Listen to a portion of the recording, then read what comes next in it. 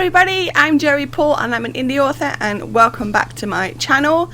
I write young adult fiction across a variety of genres, and if you think that might interest you, then think about subscribing below.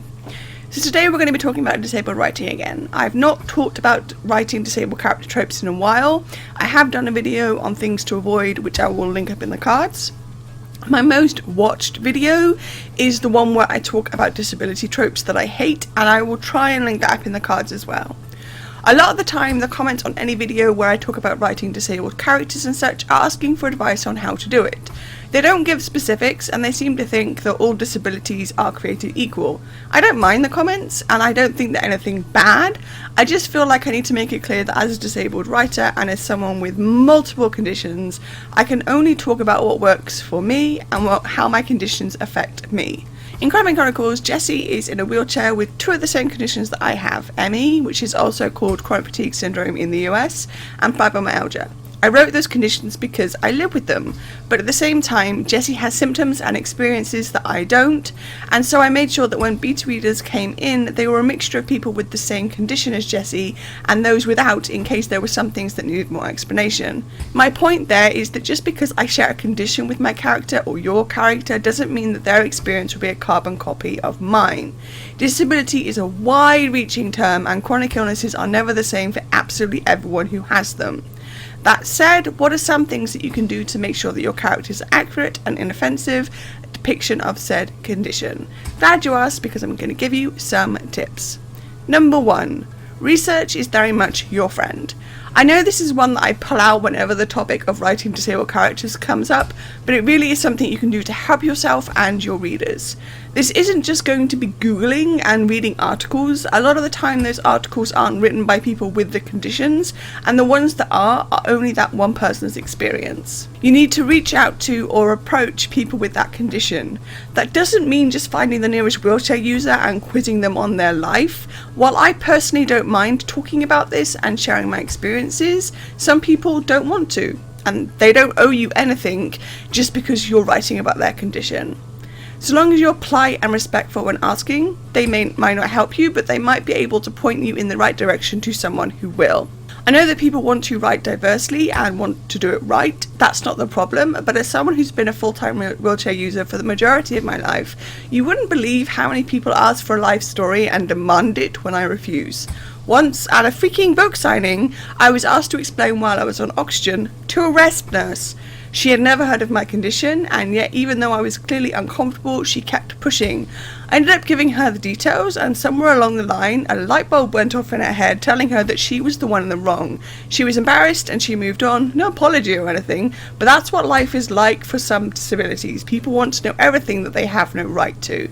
So while talking to people is going to be the best thing you can do it in a polite way, acknowledge that they can say no, and don't be an asshole if they turn you down.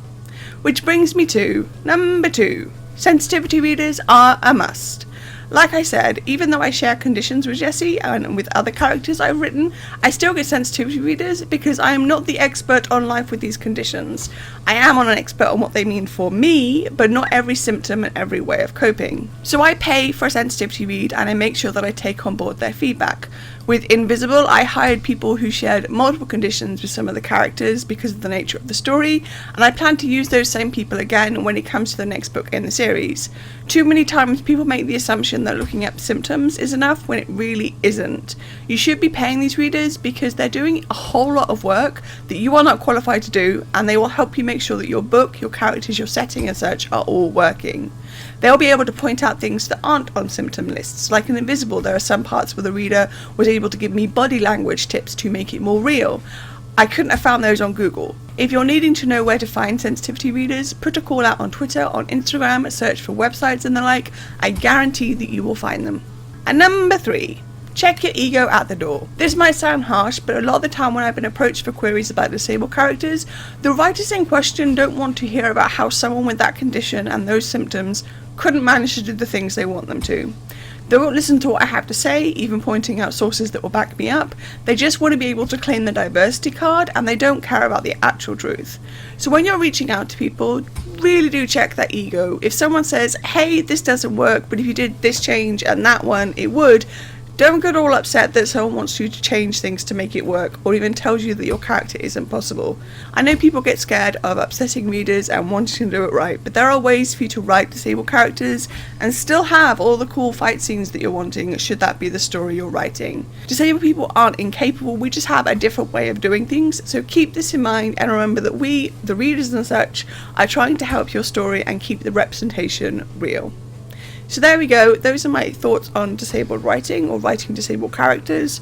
I really have noticed that a lot of people have been watching a lot of my disability videos, so I ended up making a playlist which I will link up in the cards. That's basically me talking about anything to do with disabled characters or disability and such like that. So if you have any questions, you can let me know in the comments down below. So that's all I've got time for today. If you want to support my channel, you can comment, like or subscribe. I post new videos on Thursdays. You can find me all over social media and my books are available everywhere. And don't forget to pre-order Cramming Chronicles The Second Pang, which is the second in the Young Adult Urban Fantasy series. And if you do pre-order, don't forget to grab the swag. And also don't forget to grab a ticket for Author City in Birmingham in July 2023, where I'll be signing books. All the links for which are listed below. Thanks for watching and remember to keep writing. Bye.